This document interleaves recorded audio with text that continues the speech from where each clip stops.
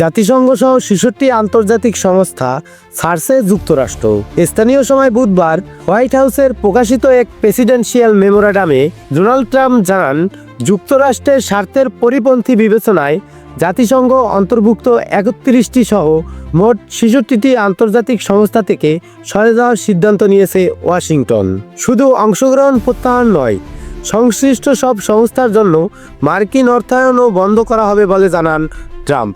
তালিকায় উল্লেখযোগ্যভাবে রয়েছে জলবায়ু পরিবর্তন সংক্রান্ত শীর্ষ বৈজ্ঞানিক সংস্থা আইপিসিসি, আন্তর্জাতিক গণতন্ত্র ও নির্বাচন সহায়তা সংস্থা এবং প্রাকৃতিক সংরক্ষণ বিষয়ক আন্তর্জাতিক ইউনিয়নের নাম।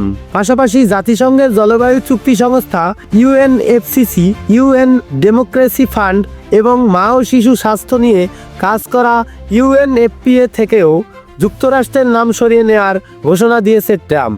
এই সিদ্ধান্তে জাতিসংঘের মানবিক ও সুরক্ষা কাঠামো বড় ধাক্কা খেতে পারে বলে মনে করা হচ্ছে। জাতিসংঘের মুখপাত্র স্টিফেন ডুজারিক জানিয়েছেন, সংস্থাটি দ্রুত এই ঘোষণার আনুষ্ঠানিক প্রতিক্রিয়া জানাবে।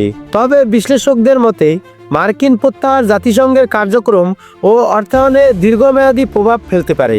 এর আগে গাজায় ইসরায়েলের যুদ্ধ নিয়ে প্রতিবেদন প্রকাশের পর জাতিসংঘের বিশেষ প্রতিবেদনের ওপর নিষেধাজ্ঞা আরোপ এবং জেরুজালেম ইস্যুতে ভোট দেয়া দেশগুলোর সহায়তা বন্ধের হুমকি দেন ট্রাম্প। জাতিসংঘ নিরাপত্তা পরিষদের স্থায়ী সদস্য হিসেবে ভেটো ক্ষমতা ব্যবহার করে গাজা যুদ্ধ বন্ধের বহু প্রস্তাব আটকে দেওয়ার নজিরও রয়েছে যুক্তরাষ্ট্রের। দ্বিতীয় মেয়াদে ক্ষমতায় এসে ট্রাম্প এরই মধ্যে বিশ্ব স্বাস্থ্য সংস্থা, প্যারিস জলবায়ু চুক্তি এবং জাতিসংঘ মানবাধিকার কাউন্সিল থেকে যুক্তরাষ্ট্রকে প্রত্যাহারের সিদ্ধান্ত কার্যকর করেছেন।